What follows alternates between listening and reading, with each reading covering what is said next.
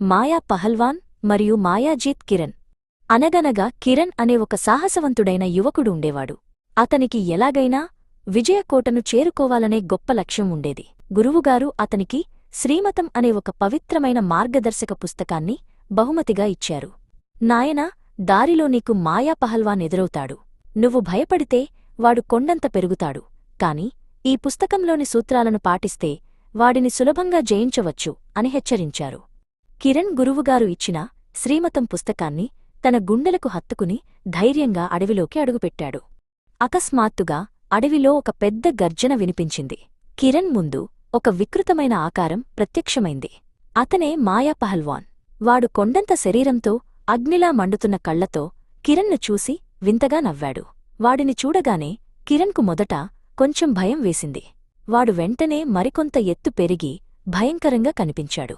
మాయా పహల్వాన్ తన మొదటి ఆయుధమైన కోపంతో కిరణ్ మీద దాడి చేశాడు. వాడు పెద్దగా అరుస్తూ కిరణ్ను భయపెట్టాలని చూశాడు. అప్పుడు కిరణ్ వెంటనే శ్రీమతం పుస్తకాన్ని తెరిచాడు. అందులో ఉన్న శాంతి అనే సూత్రాన్ని గుర్తు తెచ్చుకున్నాడు.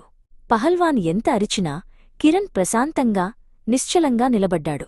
కోపం పారకపోవడంతో పహల్వాన్ ఇప్పుడు అహంకారం అనే ఆయుధాన్ని ప్రయోగించాడు. నేనే అందరికంటే బలవంతుడిని, నన్ను ఎవరూ ఏమీ చేయలేరు అంటూ విర్రవీగాడు.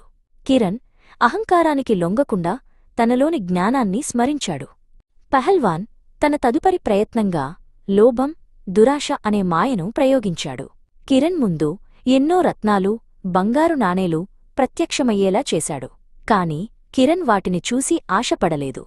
వైరాగ్యం లేదా సాక్షిభావంతో వాటన్నింటినీ కేవలం ఒక దృశ్యంలా చూశాడు తప్ప వాటిపై మమకారం పెంచుకోలేదు.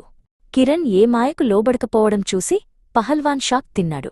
కిరణ్ ఒక్కో మెట్టు విజయం సాధిస్తుంటే పహల్వాన్ పరిమాణం క్రమంగా తగ్గిపోసాగింది. కొండంత ఉన్నవాడు కాస్త ఇప్పుడు కిరణ్ అంత ఎత్తుకు వచ్చాడు. వాడి ముఖంలో భయం మొదలైంది.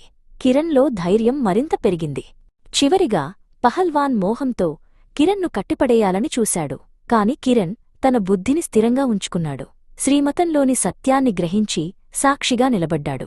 అంతే, పహల్వాన్ ఒక మంచుగడ్డలా కరిగిపోవడం మొదలైంది. చూస్తుండగానే వాడు పూర్తిగా మాయమైపోయాడు. అడవిలోని చీకటిపోయి చుట్టూ వెలుగు నిండింది. అడ్డంకులన్నీ తొలగిపోవడంతో కిరణ్ ఉత్సాహంగా ముందుకు సాగాడు. చివరికి అతను అనుకున్న విజయకోటకు చేరుకున్నాడు. ఆ కోట బంగారు కాంతితో దేదీప్యమానంగా వెలిగిపోతోంది. తన మనసును జయించి మాయను ఓడించినందుకు కిరణ్ ఇప్పుడు మాయాజీత్ అయ్యాడు.